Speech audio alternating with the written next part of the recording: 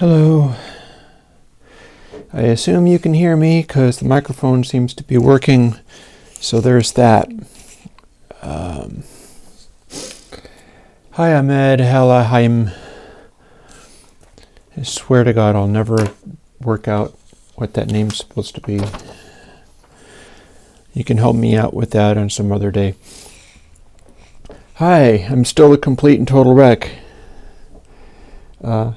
But here I am, listening to the fans start to crank up as the stream software tries to stream. I'm going to assume everything is working okay because I am so completely wrecked I can't even begin to cope with any of this anymore. And I'm going to read off the directions for how I make various of these sessions work, as I was making notes on them today as part of doing a, and that's something I really should stop that preview for now, because it makes me look at it rather than the camera. So check this out. This morning I was supposed to rest. I couldn't because I was working.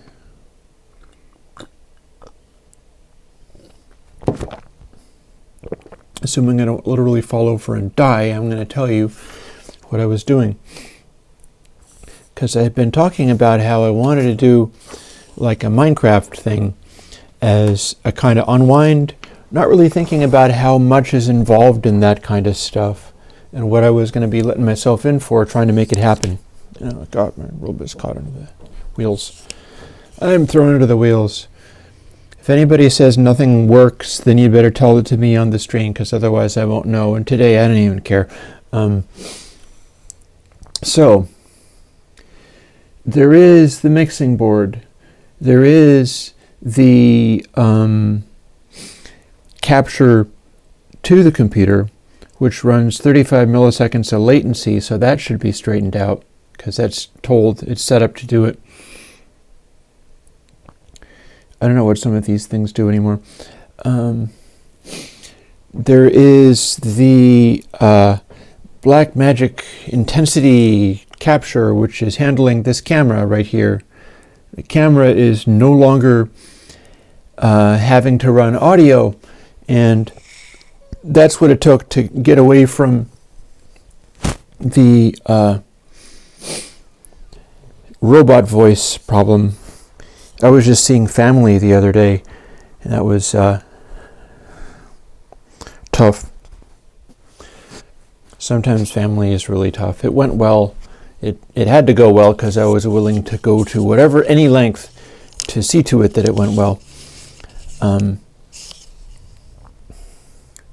I told him about the robot voice, and he's like, "Oh, yeah, you don't want that." I'm like, "Yeah, I know." So there's the Blackmagic intensity capture, which has to handle only the camera. The camera can be recognized only if you have all the settings exactly right.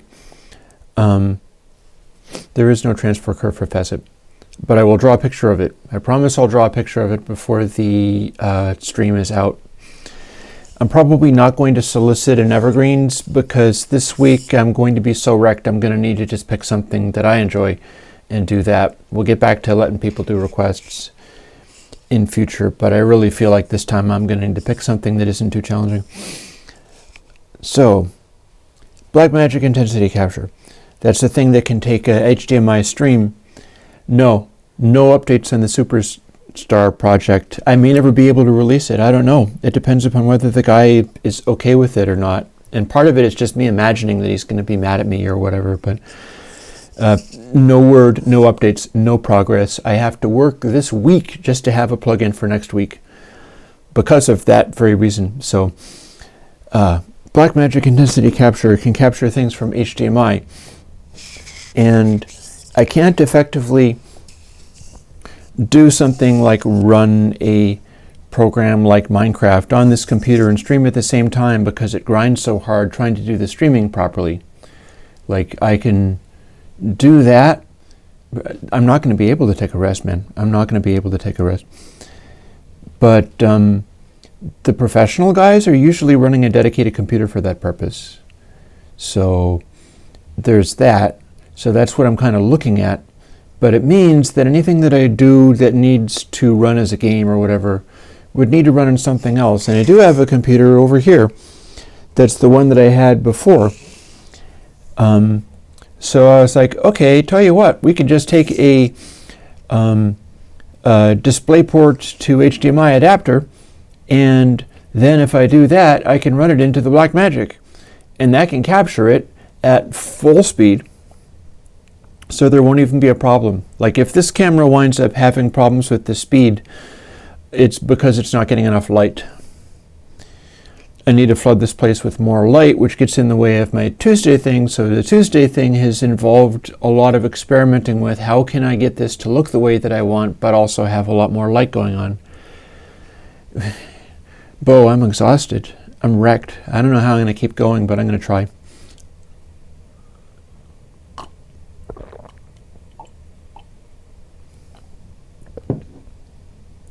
It's not coffee, it's soothing herbal tea. Stuff that I call it is called Tension Tamer, which is actually very good. As soon as I get to finish the stream, I'm going to go off and collapse. So if I wind up burning out too hardcore, I might cut it short. I don't think we're going to run out of batteries, though, because I made sure to charge up the batteries ahead of time, which is another thing I have to remember to do. And oh, I am telling you a tale. I'm telling you a tale of what I have to go through to get all of my stuff working. Wanted to say shit. I made a paper, and it's called Converting Different OBS Environments, because like every single thing that I do winds up being a drastically different setup, and I've been like reinventing them every single time. So now I hopefully am in the direction of not having to.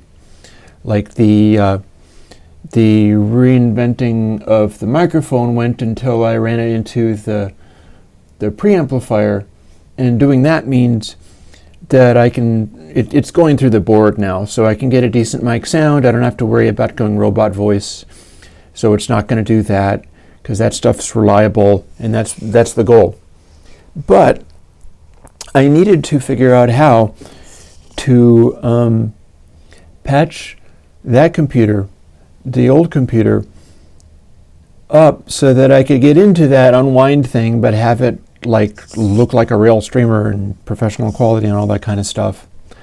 So get a load of this. So for like converting different OBS environments, for plugin posting, Q&A, and music stream, the audio runs through the 16A like it's doing right now. And it comes in on mic aux running 34 milliseconds offset in advanced audio properties in OBS. If OBS dies and loses these settings, I'd have to do that all over again. And I did that by running this little video file that somebody had, which moves stuff on the screen and makes a click when it intersects. So what you do is you look at where on the chart it made the click, and then you film that and mic the speakers of the thing. And so I did that running on the other computer, and then captured it into this computer, and then had to move it over to the other computer because I don't have a nonlinear video editor with the timeline handy on this computer right now, because I'm doing it all in like OBS, which is cool, because anything that I do in this way that is involving stuff like Blender, that's involving stuff like OBS, these are free tools, and I'm strongly motivated to help people move in the direction of getting this stuff done, because like if I don't, who will? I'm hearing some kind of funny noise and I don't know where it is coming from. Perhaps outside? Oh no, I know what it is. It's my heating register. I was not together enough to make a fire, so I had to run my furnace, and I'm doing that. So I only began talking about this page. This page is Superman. So in these things, audio runs through the 16A. You have to go to 16A Pro Audio Control and set the routing correctly. That's a web page that you can open off of the actual machine. Toslink 1 and 2 or 17 and 18 are playback modes for me. I can never predict which is going to come across as Toslink 1 and 2 or 17 and 18. It's going to be one or the other, but I'm never really quite sure which. And that is playback modes in that that'll run into the converter where I listen through the mixing board that I also record. So like when I turned this on, I got a big burst of feedback until I turned the speakers off. But wait, it gets better. There's an 8010 preset that I made, and that is purely an audio capture mode. It is used for Q&A and music stream like it's being used right now. But it doesn't let you monitor things happening on the Mac over headphones, which if you're working on the Mac, like for the plugin or Evergreens is capturing to. Actually, no, Evergreens is just capturing to Reaper, so it can be just input only. But if I'm doing plugins, I have to be able to hear what Reaper is doing while also running my voice through the mixing board and into essentially also Reaper. So those need to run at the same time. So I need to do another patch because every single time I've had to like make this up from scratch, and it's taken half an hour to patch the Toslink input to a computer so that it can come in to the machine. And then the from computer patch goes to the Toslink output, unless maybe it goes to the Toslink input again. I'm going to need to spend another half an hour, but then make down a note of everything that I did. So when I'm doing video, it's 1080p 29.97 coming from the camera. That's frame rate. I have to update that in Blackmagic Desktop Video, which is a separate program, and in the OBS properties for the camera input. Both of them need to be switched over to exactly the right frequency and exactly the right size, or you get nothing. You have no video whatsoever. But when I set it over to the Mac, I spent 5 hours this morning trying to get it to run the DisplayPort output as a mirror to the Blackmagic, and everything that I did just got a black screen. And then I had it set up so that it was it got two things, and it said, okay, so mirror the default screen in the iMac, at which point it killed both screens and everything went black, and I killed the iMac as well, where it went to, like, okay, do we plug this into the monitor? And after another 2 hours, I had it plugged into the monitor in such a way that I could make the monitor light up and act as a separate screen. And then if I plugged the Blackmagic in, it died and went black screen again, because the computer had remembered, like, oh, this is my screen setting for this. If that's a black screen, then hard luck. By the way, I hope that the chat hasn't gone dead. People are just listening to me tell the story. This is soothing my feelings to some extent, just letting you know what I do all day. Turns out, if you do that, if you patch like a DisplayPort output to something like the Blackmagic thing as a video capture in hopes of being able to do it for HDMI, if you're telling it to do an HDMI stream that it can't do, for instance, 1080p, 60 frames a second, it can't do it that fast. It can only do like 30 frames a second or whatever. And if you are mirroring and copying off of the Mac's internal screen, that's going to try to run 60 frames per second. And, oh no, I'm only half done. And it might be trying to do even larger resolution than that. So what you have to do when all the screens are black and dead, including the one built into the computer, and you can reboot it without the cable plugged in, at which point it does boot up. I was dribbling this thing like a damn basketball, because when it does that, it dies, and you can't tell it to shut off because you can't see what it does. So I'd have to hold down the power button until it shuts off, and then power it up, and if it's still plugged into the thing, it dies again. So you unplug it and you start it up and you like, okay, this does still work. Now let's plug the, and it died again. What you do is boot it in safe mode, which is holding down the shift as you boot. It takes much longer to do that, and then it resets all of its display things. And doing that is enough to get it to rethink its video stuff to the point where it can start up. And what it's going to need to do is it's going to need to start up with the Blackmagic thing as the primary display.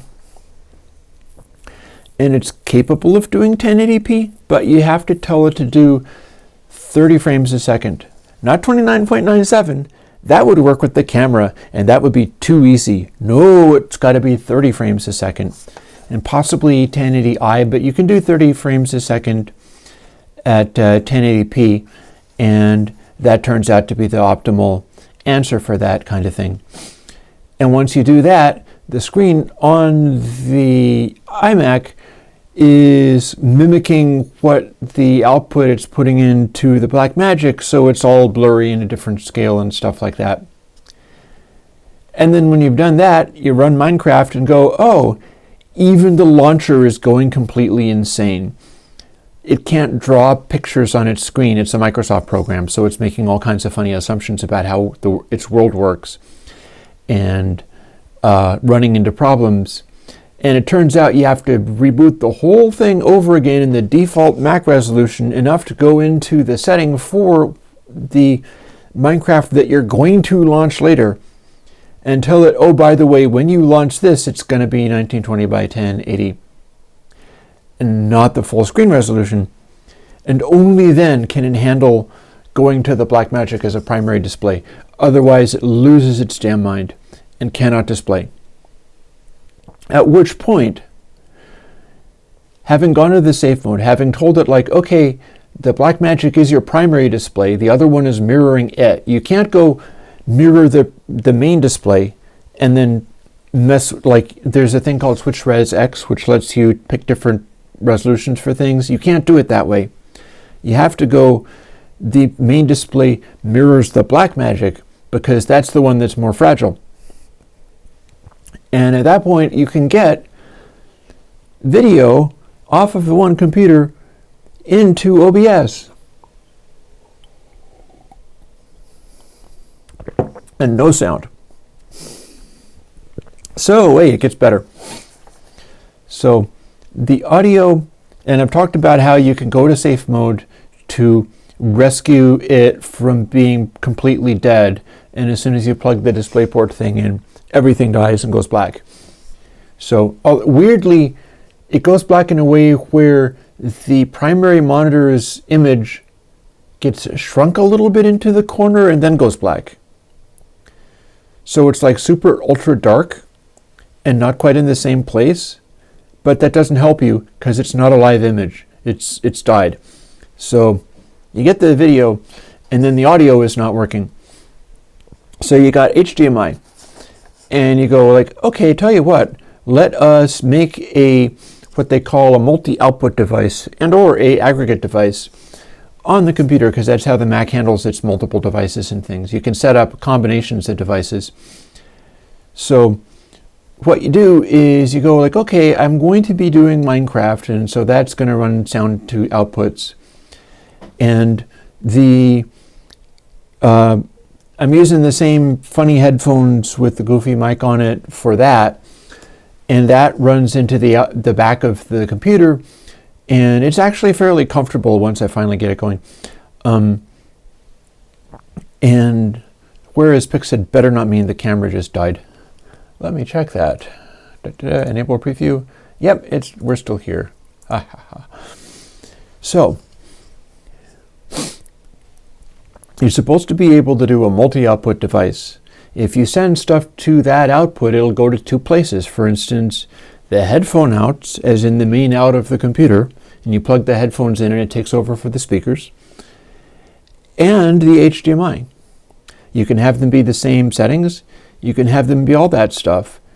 And there's a little thing that you can do that is a program called Line In. I endorse this program called Line In Tiny little thing, but it does do its job. And you run it, and you can patch something from one interface to something from another interface, and it just kind of goes. So doing that, I can patch the mic input, the built-in mic input, which is running off of the thing that's patched to the headphones, because that's a physical hack that I made to make that work. And patch it to the HDMI. And if you do that, you have the video at full speed, like to the extent that 30 frames a second is full speed, which it kind of isn't. There's probably other capture devices that are better at this. But you can have the video of like Minecraft running reasonably fast in 1080p and looking like, yeah, we can live with this. This is acceptable. And the microphone, because you patched it directly to the HDMI. And so then you try to get the Minecraft to go to anything and nothing works. You set it to aggregate device, nothing happens. You can't hear it over the headphones, and the HDMI can't hear it either. So you try multi-output device. You can't hear that over the headphones, and the HDMI can't hear it either. You can go to TeamSpeak, because for the Minecrafting stuff, like the people that I hang out with there, a whole variety of people, and I'll tell you a neat thing coming up about one of those, only want to use TeamSpeak and don't want to use Discord, because well, it's a lady who's currently down in Mississippi, going by Shanna Wolf, and she reads the terms of service for things. So the terms of service for Discord apparently have problematic stuff, probably associated with the idea of they keep all the information that you have forever. Some might say that is a plus because it keeps a history, and Jeanna is not down with that, so it's like, definitely not Discord there. If I have people, page in Airwindows website, go make an account on beatdruid.com. That's the place you should go. That I pay for the hosting of that, and it doesn't get used, so you go there. I should link to it more prominently. So Shauna Wolf won't do Discord because of terms of service issues. But like I said, I run TeamSpeak rather than Discord for like Minecraft playing stuff, and I have done for years and years ago, back when I was doing that in a more serious way. It never became anything serious, but I did it a lot at one point. So you run the TeamSpeak thing, also trying to get it to fit into this context, because I did it before. I streamed off of that computer and was running TeamSpeak and was able to do all the things like, talking, and the mic feed goes out, but it doesn't come into my headphones, and then I hear people talking and they also go live on the stream. Well, you can tell the TeamSpeak to send to the HDMI, at which point it goes to the HDMI and you can't hear anything. Or you can tell it to go to the headphones, at which point it doesn't go to the HDMI, and sometimes it won't go to either. Like if you, beatdruid.com, BEATDRUID. That is available for people to share patches and free associate and do whatever they want to with it. That's kind of the reason I set it up. And then when you try to tell TeamSpeak to, and this is this morning, this was another couple of hours this morning. I was up before like around 3 o'clock in the morning this morning working. Yes, I was tired last night. It didn't matter. I had work. And the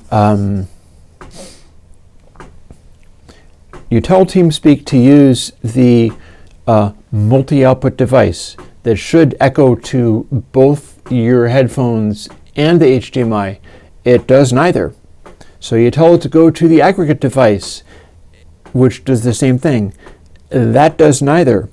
So the end result of this, after having gone through like killing the machine completely, video-wise, was to also grapple with the audio, and I'm happy to tell you I did actually succeed in doing it. But the default output device for everything, and if you're doing things like this might save you some trouble, has to be iShowU audio capture. iShowU audio capture is a thing where it's probably kind of like Soundflower, where you can send the outputs from programs and things to that. And then you run two separate, remember line in, where I can patch the microphone through mic input directly to HDMI? Well, you're going to still be doing that, but you run an entirely separate line in program by renaming it. I renamed this one mic in. And it runs as a separate instance, especially if you've given it a new name and everything, or you can simply copy it. But it'll run as a distinct instance. But it'll save to the same place, so you can't save both patches at the same time. So you need to remember how to set which one up. And one of them is going to be set up as built-in microphone to HDMI, BD HDMI, which means Blackmagic device. And that HDMI being the one that's also been told to be 1080p, 30 frames a second, not 29.97. That would mean it would interoperate with the camera. You can't have that. I promise I'll talk to Facet. And then the other line in must go from iShowU audio capture to multi-output device, because macOS apparently can't do that by itself. So they go to the program that's supposed to be able to do this all in its lonesome. And then you run a separate program that just reads the audio stream and spits it to a different audio stream, which is the multi-output device, and that's the one that can run the headphones and also send audio to the HDMI feed. And the HDMI feed is what goes to stream, and it all gets sent by HDMI to the primary computer, which does the streaming. And with these things, and I will tell you, anybody who would like to participate in stuff like this, especially now that you've heard all the trouble I've gone to over it, if anybody is down with derping around in Minecraft at times when I'm actually trying to relax, or at least doing something more creative than grappling with all this audio and video tech, and would like to participate in that, talk to me, because I have the Discord, and I thought that was going to be great for all that kind of stuff, but it looks as if it's going to be TeamSpeak. But I can also give out the Minecraft information, and anybody who wants to join me with this kind of stuff. I'm thinking about maybe only running the server when I'll be on it, and there's a number of different possibilities for things that I can do there, but it also needs to be not that big of a chore. But yeah, people can join me, and I will be doing it.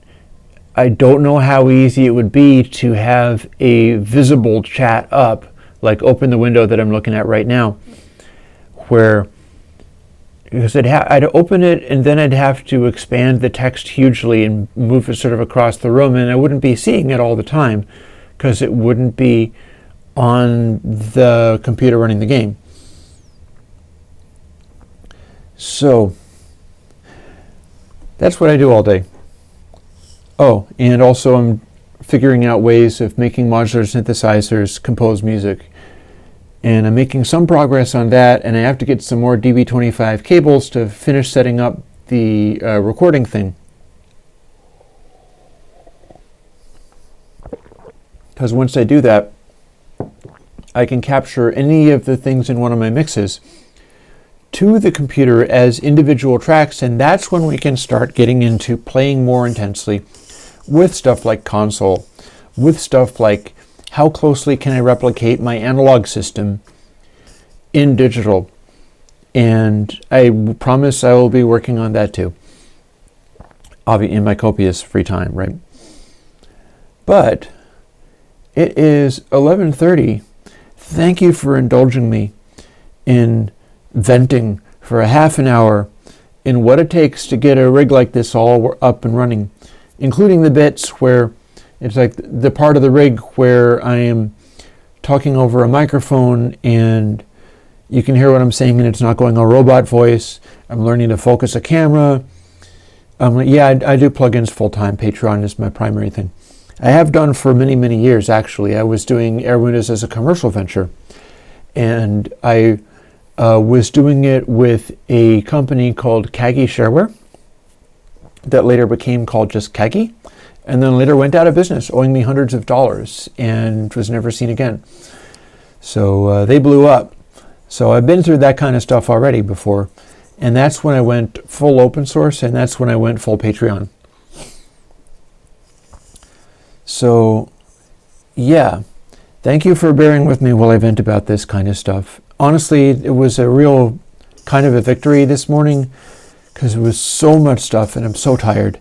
And even though I'm that tired and wrecked, I got through all the technical problems and I got the video to work so that the video coming off of that computer will work.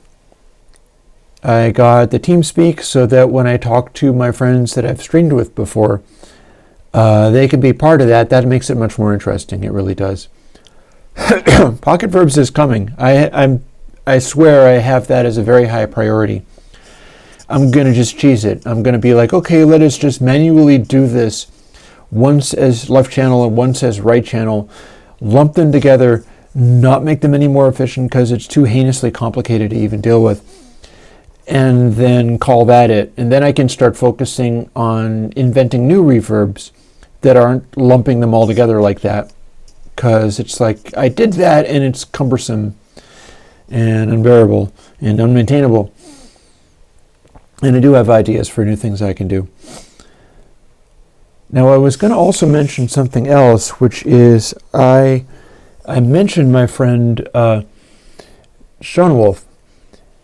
And I'm in a situation now, I've said a couple of times, some of the reason that all this is happening is that, I don't remember what the OTT is. I probably have it written down somewhere. The, God, what was I even saying? Kill me.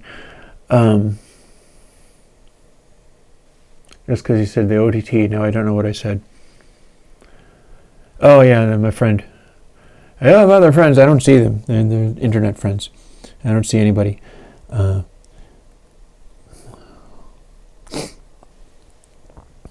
We were talking about stuff, and I was mentioning. I think I was in the course of mentioning why we're in the position we're in right now, which I will. Namely, a couple of years back, my mom and dad passed away, and I've started to see some of like the financial support from that. They weren't there for me while they were alive because they believed I had to build everything up from nothing. You know, I built this all up from nothing and all there was swamp. Now we have huge tracts of land. That's how my folks felt. And so when they did pass away, I am their child. And so multiple children, I ain't doing a multi-band expander. When did I ever say I was going to do that?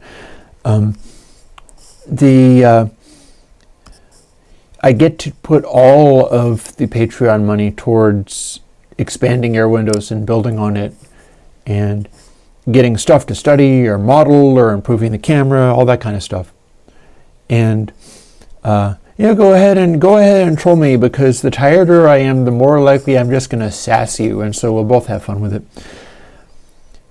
Well, Shauna has had an experience much like my sister in that turns out her mom was able to get a house next to the house her mom lives in and was like, why don't you and your husband come and live here as I get older? And that's something that happens. That's something that happens in families. I'm not going to go into a lot of details. I'm getting to the point. These days, and I think for a long time now, if you have old grandma, the best thing you can do is take care of old grandma because there is no money to be made working no matter how hard you work. Trust me on this one. So you have to wait until old grandma dies or something like that. And then you have the ability to develop something or commit to something that you do and it's supported And that's the only way it becomes a successful thing, because you can't get there from here as far as trying to take something that is not resourced and build upon it until it becomes resourced and is self-supporting. It doesn't work like that. Everybody pays to play. Everybody pays to be big or expensive or whatever, from pop stars to recording studio owners. I had better not be roboting. You're probably just hearing my voice. That's probably just what I sound like. There will be nothing I can do about it if I am, because we're not even going through the camera now. It's probably just my voice. You're probably hearing my voice break up. So Shauna is another creator. She's a friend of mine. And we have some common interests. We go way back in a bunch of different things. Like, we have had fun in furry fandom. We've had fun in the My Little Pony fandom. And we're interested in cartooning. We're interested in, like, 3D modeling and a bunch of different things. And Blender has just gone into a new version that is amazing. No, it was definitely my voice breaking up. That's the sound of me being sick. That's the sound of that. Usually I'm in better shape, that's all. Blender has had a new release that incorporates so many things. It incorporates like nonlinear video editing, node-based compositing, and they have a full-on 2D animation system built into it, because that's kind of how open source sometimes works. They started doing a thing called Grease Pencil, and Grease Pencil is essentially sketch stuff into the 3D space, and then it's like little planes, which means that you have stuff that you can effortlessly sketch into the 3D space on transparent planes and then position them any way you want. So it's a full, like, animation stage with all the power of Blender, which is a damn powerful program. And they've also made it so that Blender is much more accessible. Like, it's easier to work out how to approach it, and the design is better. So me and Shauna are going to be playing some Minecraft once everything is settled. She's got to get the studio room in her house set up. I have my studio room in my house set up, and we will be in a position to be able to commit to doing creative stuff and try to help inspire and teach people. And we're going to be learning Blender together on stream. We're both going to stream. I'm going to be doing my stream. I'll do it to Airwindows, because I can't think of anything that's better suited to, like, further Airwindows content than, like, I'm learning Blender and working with a massive 3D open source project that is just expanded. There's so much that's possible. Like, a number of years ago, I actually bought a perpetual license for Toon Boom Studio. There's been no time to do anything with it. It is like the #1 2D animation program that gets into a lot of 3D rendering and staging and stuff and all manner of other things. And Blender has just jumped into the same boat. So I could be doing, like, Toon Boom, well, not in the current setup actually, but I could be doing that. But if I do Blender, everybody else can play with that as well. Yeah, it was definitely my vocal sound. There's no question about it, because it'll sound like that sometimes until I get better. So, me and Shauna, now that as of this morning, I have some of this tech ready. It's ready to go. And we had this conversation the other day. We're going to be derping around and playing Minecraft on a regular basis. Stuff I do only happens when I have a schedule for it. Otherwise, it simply doesn't happen. And that's why I am so determined to stick to the plans that I have made, so I don't let that drop. I don't skip weeks. Who knows when you get back into it. So I've just been adding things to the pile. And derping around on Minecraft, once I solved all the technical problems, which have been daunting, now that I have essentially solved those technical problems, and I have my cheat sheet that I read for the first half hour that can set me up with, this is what you do in order to walk through these stages, and as long as I have that, it's less stressful. If I have to reinvent it every single time, it just burns me out real fast, and that's been happening. But since I have a bunch of that stuff written down, odds are great that stuff is going to become a lot more approachable. I don't have literally everything written down, but I'm getting there. And we also talked about not just the Minecraft, but about learning to, the Mojo belongs with the distortions. It's a transfer function alterer. It's literally the same kind of thing as Spiral. It belongs. Mojo and, I don't even remember Jojo. Those belong there.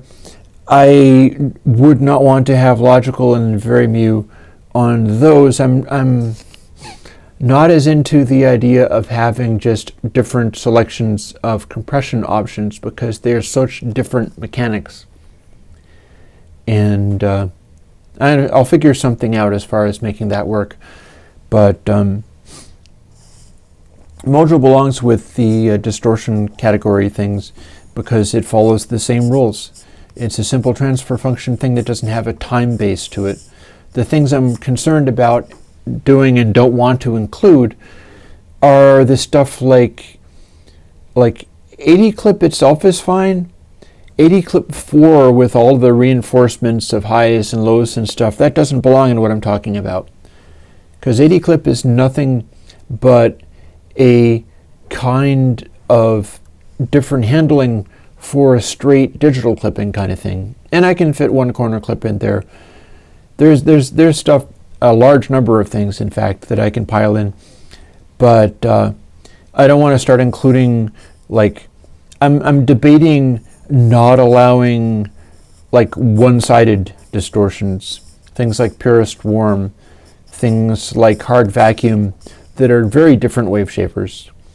That's not what I have in mind for, like, here's your set of a wide variety of options for just clip tone alterers. And speaking of which, it's 11:43.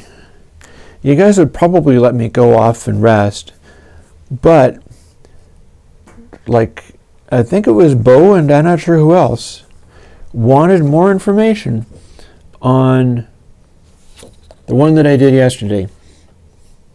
I'm that fried I can't remember what I just did. It is called Facet. And the reason it's called Facet is because if you've got 0 here and you have a waveform that goes through it like that, the thing that it does is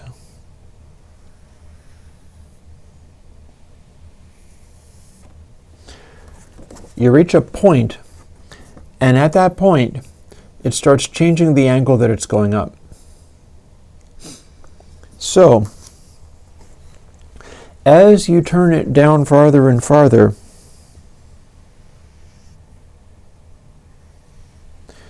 it starts getting closer to a full-on clip. Like literally at 0, it's a flat curve. Whereas if you're doing it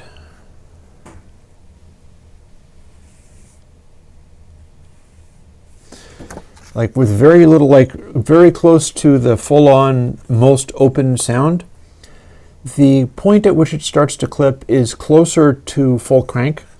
It's not clipping as low. It is changing the position where you start clipping, but it's also changing the angle very slightly. Whereas if you have it in the middle, you start hearing it work, you're getting your main signal, and then there's a sharper corner where it hits this facet, and then the rest of it, if it was a straight line going up and just got louder, it would be a straight line going up, it would just get louder, but at a slower rate. The reverse thing is just because it's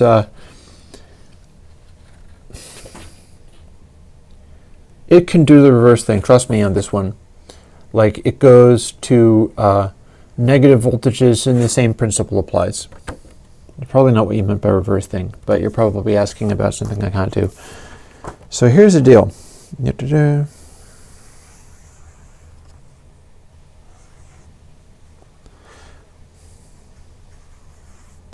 let's say you got a sine wave.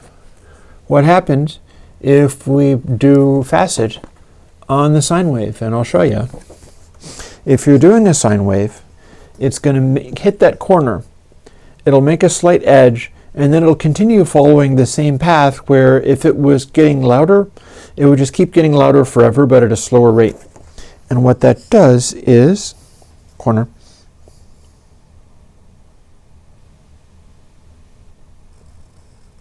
corner, and corner.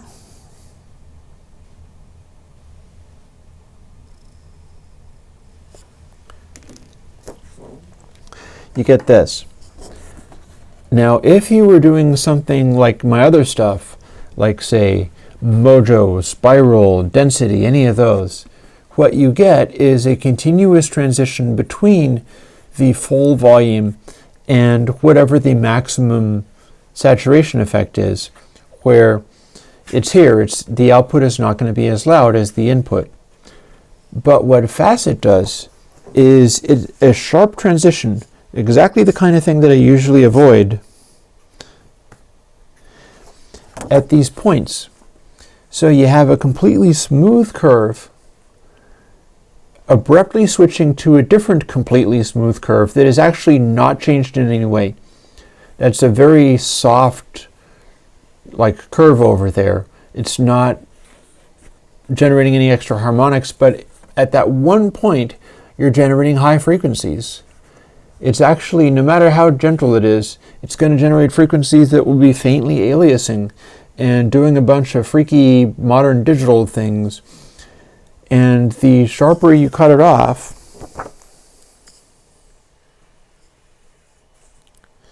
you get closer to full crank. And as you can see, the corner gets sharper and sharper the closer you get to the point of, for instance, if you were cutting it off here, you still have a point, but it's almost, you don't hardly notice it at all because it's changing so little. The change in direction as you hit this facet point is what causes it to have the sound that it does. And it is completely adjustable from silent to full crank, and the farther down you bring it, the sharper of a angle it'll make at that point. What this does is very interesting. It does a thing that is previously done by mistake by Dewey Tape way back in the day.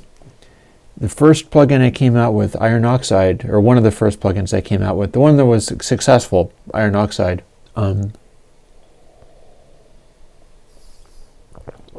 it was done because I had friends in audio, in music, who were getting really frustrated with Dewey because they wanted some kinds of, they wanted some kind of support or whatever, and they just had some kind of beef. There was some kind of beef with Dewey, and I was like, these are my friends, that's not cool. And I started playing with a demo of it, and I realized if I took a test tone, it was a sine wave test tone, say, and made it ramp in volume, so it starts quiet, and it would get louder, there was a sweeping flangey artifact that happened that wasn't supposed to be there. It bore no relationship to any real analog gear of any kind. It was clearly a digital glitch, and you needed to run sine waves through it to really hear it that clearly. But it was consistent with having some kind of transition or some kind of artifact at fixed places on the amplitude curve of the plugin. Like, you'd go to a point where it's like, oh, we're kicking into loudness, and so when we get to this loudness, it makes it change to this kind of sound, or we add this kind of distortion, but they were doing it in this naive way where it's like, well, we're at -6, so we start distorting now, and they ended up putting in a corner kind of like Facet does without meaning to. and it causes unpleasant sounds and made their plugin not be as good as other ones. And I made a point of making one where I could ramp sine waves through it all day long and you wouldn't get weird buzzes. But Facet intentionally does exactly that problem. It intentionally makes this sharp distinction in where the curve is. Now, if you have bright noises or something, you might not even really hear it. And around zero and Facet, the clipping ceiling does come down to infinite, and the steepness of the change goes to infinite, so it mutes the audio. It's meant to. In order to get audio out of it, you need to open that up, and any degree of open that isn't totally silent means you'd be able to get like total clipping or whatever. If you put infinity into it, you'd still get infinity out of it. So Facet is like the anti safety clipper. It is the anti put this on so you don't distort the interface or something like that. Because although it puts a sharp corner in and produces an artifact and a distinct sound, that if you had like mellow, siney kind of sounds and they were ramping up and down in volume, you'd get a weird flangey sound out of it that would sweep. Because this artifact is relative to where in the wave it's intersecting the wave. And that's why I think it's a fairly original approach there, because it's like a bit crusher or something. It's intentionally throwing a digital artifact on there because I'm able to come up with a digital artifact that sounds distinct from other people's digital artifacts and is refined down to where I can throw exactly that one and have it do exactly what I have in mind. And that's Facet for you. I am pretty pleased with it as an experiment, and the way it's going to find its way into the Distortions plugin is the Distortions plugin is going to have a variety of things that are present in density and drive, which are primary sources for that, like density, drive, spiral, so on, are what you get with the Distortions plugin. And they come with your input and your output and your dry wet. The dry wet is super useful for those. And a high pass, because high passing is useful for distortions because you get to grunge stuff slightly differently. And then some of the algorithms, plugins, things, I haven't checked out CrasRock 2 Ryan. Some of the things that go into it will also have a soften control, like the original 80 clip algorithm has adjustable softening, and that's something that I can include. And this would wind up being like full, a softness hardness kind of thing. The full hardness would be like the full clip. I'm not sure if it would necessarily be literally at zero, because I might voice it in such a way where your clipping point is going to be like around 1, and then you just gain stage it up or down to cope with it. And then these other angles that you get would be what's beyond 1. Like 1 would be this point, and you can determine whether it is a literal hard clip that just stops right there, or whether it's no clip at all and just goes infinitely. And it would act a little bit like differently than Facet, but the general principle would be the same. And the neat thing about Facet is that it has got this clipping point in here, but the way that it works, there is no further clipping point beyond that. So if you've got it partly dirty and you're making it be a slightly steeper angle, you're going to leave more highs and stuff in there, and the highs will be somewhat squished down and compressed, but they're still going to cover a broad range of possible outputs rather than a pure clipper, which is always going to hit the same maximum output because that's what clipping is. So it could be a way of kind of changing the voicing of dense distorted sounds while allowing additional like it'll be a different flavor of grind, as it were, because normally grind has this real hardness to it, because hard clipping of whatever kind always results in the output value being the same one. And one of the things I was learning with the original Evergreen study, which has not yet made it to web pages of any kind. I'm just doing the podcast, and I don't have any pictures of any of that. Maybe I can dump all the pictures that I've got on there, regardless of whether I have the update the podcasts for them or not. Might be a thing. It'll be a lot of work, but I'd be able to do it. Maybe it's just clickable links. Click for this picture. But the thing about it is that in Evergreen record albums, when you have distorted, clipped sounds, they're typically not all coming to exactly the same point. There's an area of atmosphere above that where the peak energy goes. And that's valuable, and that's something that Facet does very easily and very effectively. Oh no. Do you hear that?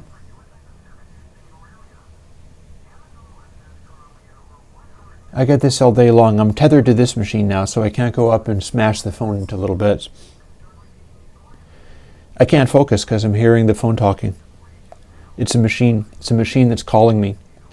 The machine is calling me and harassing me and trying to sell me worthless garbage. Or sometimes it tries to sell me outright scams. Like, people will, and this could be one of them actually, this, we're selling you Amazon this. Like, when, and if anybody calls you trying to sell you Google listings, they are outright scams. Google does not sell that stuff. What they're doing is trying to sell you some person who's going to go and type stuff on a web page somewhere and then tell you that did you good. Yeah, see, if you can hear it, you better believe I find it distracting. So yeah, the Facet can sound a little bit like a limiter, except for that it's really not, because there's no time constant involved. And there is that one specific place in the waveform where it just changes direction. And, did he know? Did White Sea think that it was good, or did he think that it was bad? I'm curious now. And yeah, there will be, it's possible that from tape is going to fit into the distortions, because from tape is a type of, like from tape desk, stuff like that. They're types of transfer function based things, and they can have like softening, warming type effects maybe, but they're not as elaborate as compressors and things like that. So the difference between from tape and to tape is from tape is just that special kind of saturation algorithm. And then to tape is the one that needs an update so that it has the biquad filtering that'll clean up the low end behavior, because that needs doing. That needs doing. It ought to be doable with the peak, a biquad peak, because if you set up a biquad peak, even if it's a very broad Q on it, it'll still cut out subsonic frequencies real effectively. So there's that.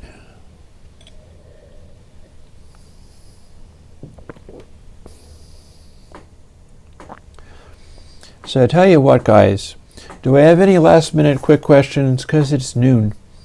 Technically, I get to go rest.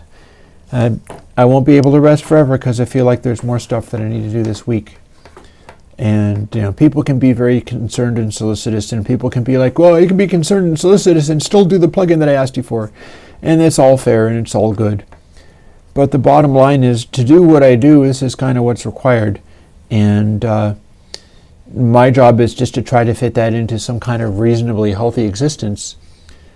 And part of that is slogging through all this technical stuff that has been kicking my butt so much, so that I can do things like write out pieces of paper that take me a half an hour to explain how I got to that piece of paper, and if I have something like that, much like I can't tell you what the next week's plugin name is. I don't know if there even will be one.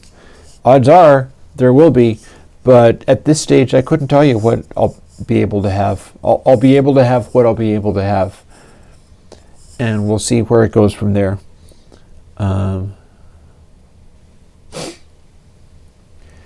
Oh, Crystal. Yeah, a guy asked me for Crystal. That's going to be one of the things in the distortions, because the thing is, Crystal includes the new channel algorithm. It's the only remaining place where that new channel algorithm went, because way back in the day, like 2007, I had Airwindows channel and people were really into it, and I was like, I can make it much better by taking it and it gets louder and then goes into this transitional phase where it changes the angle at which it does the thing. And I had that set up so that you had a nice smooth curve, and then I could have a completely straight medium place up to that point, and it did what Facet does, is you got the nice smooth saturation curve, but at the point that it hits the change in direction and starts engaging that, people didn't like the sound. So Crystal contains new channel, which is like new Coke. It's the kind of channel that I put out in the belief it was going to be the next big thing, and people hated it. So best use case of Crystal is if you want a distortion that you'll hate.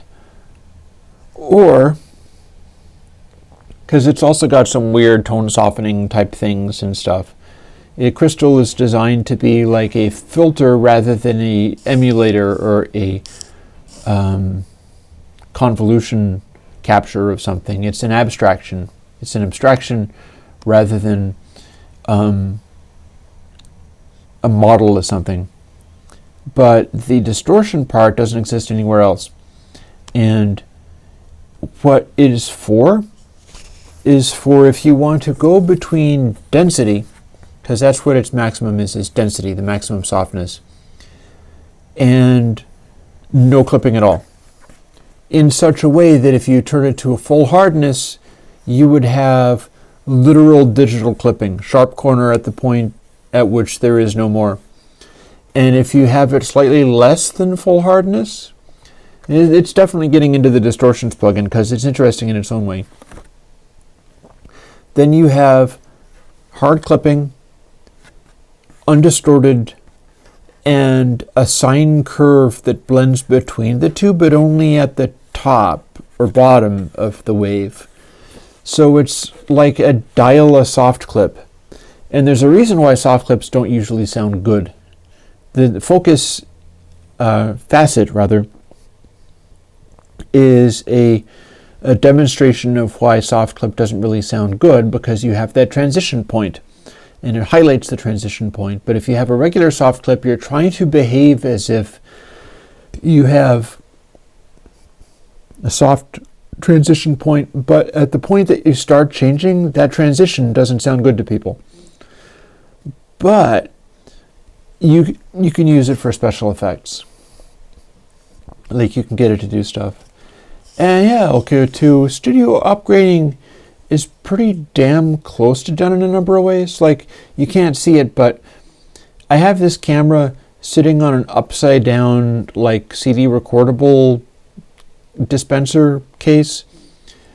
And last week I had it on a different CD recordable case with a sort of lip on the top. And this one I was like, I'll flip it over and then I can tuck this tripod onto the... And that's working out pretty well. So it's like, okay. And then when I do the Q&A, I grab this CD recordable case, I flip it upside down, and then I tuck the tripod on the lip of the sort of base. And yeah, it's stuff like that that I have to figure out every time. And if I remember what I did, or I write it down, because I have to write stuff down, then that means the next time around I can do it and I don't have to struggle and think about it and I don't have to invent it all over again. And that's the important thing. That really becomes the important thing. So It's stuff like this. It's stuff like the notes. I have that with the plugins. As far as compiling the plugins and porting them to VST and stuff like that, I have pages of detailed notes on this is exactly what you got to do if you have the AU, and then you do this and this and this and this and this, pages of descriptions, and that's how you make it be a VST. Watch out for this and this and this detail. And then when you compile it to Windows, you follow this and this and this and this steps, and you sort of follow those. And once it's written down, I don't have to just invent it every single time. So that is coming together. I hesitate to say almost finished. In a real way, like One Studio is never truly finished. But in terms of being able to function, in terms of being able to cope with all this, I haven't dropped a ball. I haven't missed streams or had to go on hiatus or anything like that. Hiatuses are terrifying because you're never sure if you're ever going to come back. But it's been pretty grueling for at least a month, and I think it's finally starting to sort out fixing the camera microphone through HDMI does robot voice, and I still need to experiment with I'll do that, I'll capture stuff to OBS and wait for it to start happening, and I'll be simultaneously recording to the SD card because I want to see whether the recording inside the cameras does that too, or whether it's just only the HDMI. Because it might be only the HDMI, it might be able to record with a little microphone stuck into it all day long as just a vlogger camera. So, yeah. These are the things. And it's easy for you to say take a week off. If I have a day off, I do this. These are a little bit different. I had this months and months ago. This is my old Farfisa. In fact, I might even be able to turn it on. Oh, no, it's not going to do any good because it's not plugged in. But probably made a pop anyways. But it's my old Farfisa organ that I fixed years ago. It was a big struggle getting that to work too. But I brought it back. I put it on a stand. I'm going to be patching it through and playing it in music. And my Zox boxes, that they're not powered up, but they're sitting on top of it right now. And this is one piece of all those Arturia key steps. I'm now doing it. Oh, Reaper's complicated too. I'm finally getting that together a little bit. And it runs into the Alpha Junos. And I'm going to wire up some stuff where I can have the Alpha Junos outputs either go combined to a stereo pair, meaning it would have the Roland stereo field, but it would also be two of them being with the same tone controls and with the same feed, so it will be like a Roland Alpha Juno chorus. I'll detune one of them slightly and then run both of them at once, or indeed have it with the Roland chorus and then normal all of them together with little resistors so that there's a monosynth, a single output that is two separate Roland keyboards, each with the chorus. And that would be one thick tone, I'm telling you. So that's what I do when I get a day off. So I don't know what to tell you. The thing about it is always if I'm really engaged with something like make the computer work on Minecraft and streaming, then get the stamina to do that, get to an ending, write down the information, and be able to call upon that going forwards.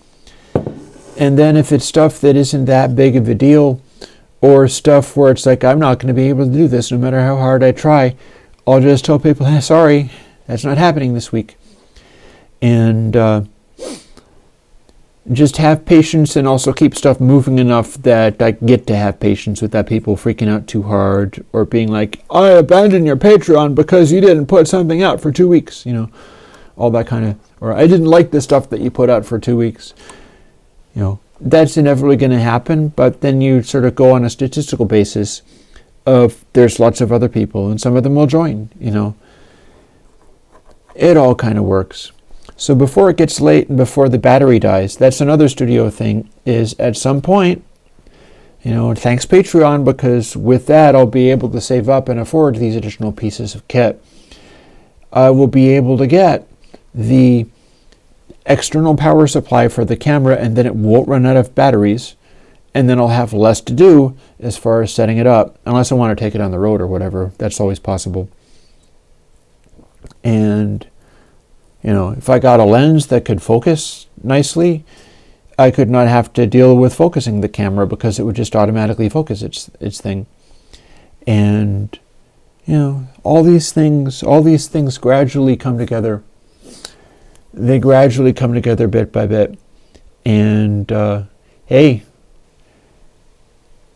this last Sunday, even though I was visiting family and struggling with a bunch of stuff and was in the middle of this insane game streaming thing that I've finally gotten to the end of today, if all goes well, hopefully I'm not wrong about that, I still managed to put out a plugin, and it was Facet, and it'll be useful in some folks.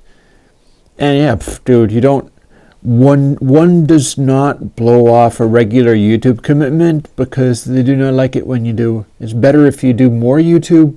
People don't really care that much, and I don't think they pay any attention to whether what you're doing at any given day, so much as that mechanism. Like, I feel badly for people who all they've got is, I am a YouTube personality, I entertain people in front of a camera.